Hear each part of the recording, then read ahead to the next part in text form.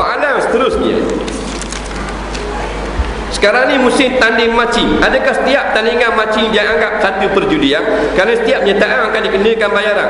Setiap pemenang akan menerima hadiah berupa RM1 dan hamper. Baik, soalan berkenaan pertandingan memancing. Dia gini, tidak boleh kata pertandingan memancing itu adalah perjudian. Nah, ataupun kita kata setiap pertandingan memancing adalah berjudi. Tak betul kata gitu. Nak kata satu pertandingan itu berjudi, mestilah dia mengikut kaedah-kaedah ulama-ulama tetapkan, menetapati ciri-ciri berjudi. Gini, dia kutip contoh judi.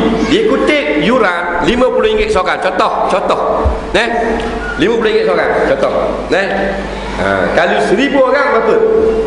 RM50,000. 1,000 orang RM50,000. Daripada RM50,000 ni, dia buat hadiah pertama RM5,000, hadiah kedua RM7,000, hadiah ketiga RM10,000. Contoh. Tu dia beli hamper sikit, poyok ke apa ke, mesin basuh ke, kukunya ke apa, orang dah lah. Daripada duit hak kita bayar yuran tadi. Kemudian kita masuk tandingan, siapa nasib baik menang ikan besar, boleh hak kita hadiah hak kita beli, orang beli tadi.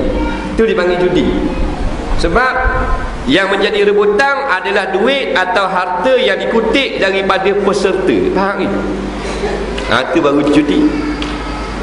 Kalau kita tanya pula pengajar, dah berapa nombor 1 RM5,000, nombor 2 RM7,000, nombor 3 RM10,000, berapa pelik kan?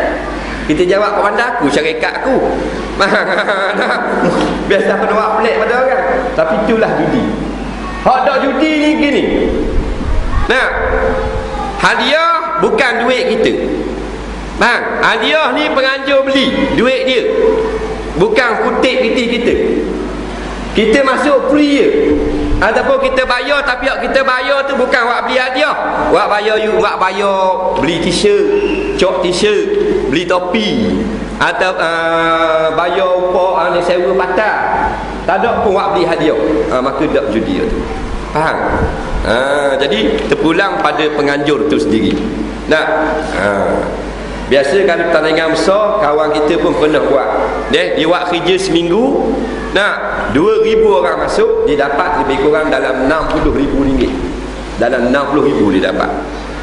Tolak upah, tolak kerja, tolak pekerja, tolak apa, tolak hadiah, dia boleh RM60,000. 10 hari buat kerja tu, orang minat anjur. Jadi kalau jenis ambil duit yuran tu untuk beli hadiah sebagai rebutan, tu memang pertandingan judi. Sama ada ngacing, pertandingan badminton, bola tendang, tak ada kira. Dia yang bolehnya hadiah daripada orang lain. Baru kita berebut bagi menang.